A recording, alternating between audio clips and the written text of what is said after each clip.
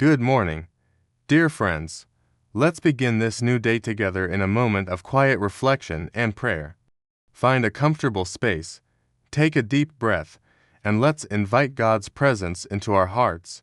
Heavenly Father, as the sun rises and a new day dawns, I come before you with a heart full of gratitude. Thank you for the gift of this morning, for the rest you have given me, and for the life that flows within me.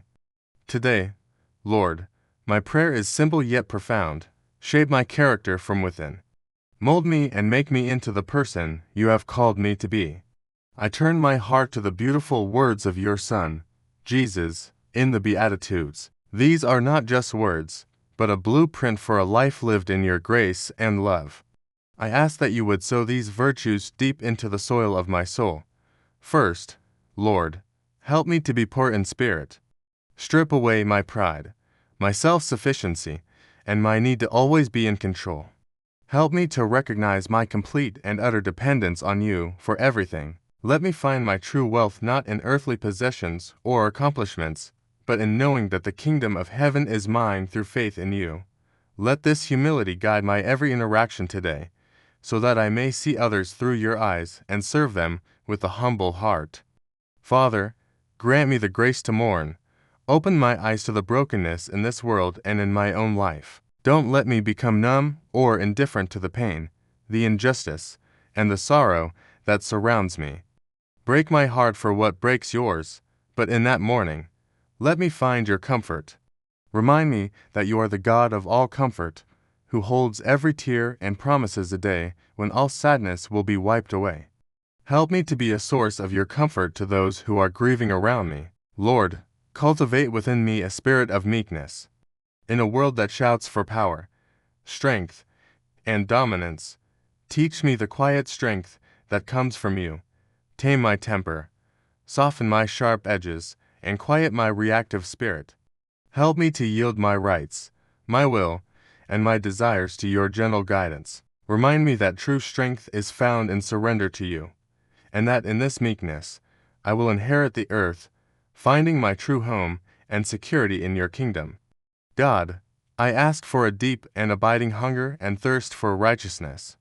Ignite within me a passionate desire for what is right, what is just, and what is true according to your word. Don't let me be content with the status quo or a lukewarm faith. Fill me with a holy dissatisfaction for sin, both in my own life and in the world. As I hunger and thirst for your righteousness, I trust in your promise that I will be filled. Fill me with your Holy Spirit, who guides me into all truth and empowers me to live a life that pleases you.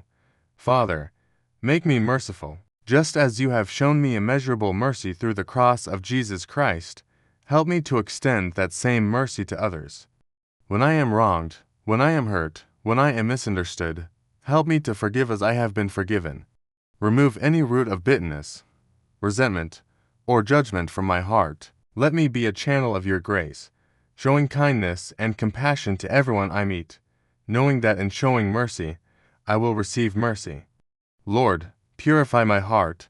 This is perhaps the deepest prayer of all.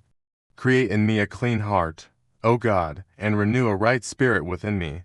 Sift through my motives, my thoughts, and my desires. Expose and remove anything that is impure, anything that is selfish, anything that does not honor you. I long to see you, Lord. I long to experience your presence more intimately. Give me a single-minded devotion to you, a heart that is undivided in its love and loyalty, so that I may see you at work in my life and in the world around me. God, make me a peacemaker. In a world so full of conflict, division, and strife, use me as an instrument of your peace. Help me to sow peace in my family, in my workplace, in my community, and in all my relationships.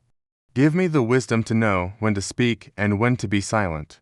Give me the courage to stand for unity and reconciliation, even when it's difficult. Help me to reflect the character of your Son, the Prince of Peace, so that I may be called a child of God. And finally, Lord, prepare my heart for persecution. I know that living for you in a fallen world may bring misunderstanding, ridicule, or opposition.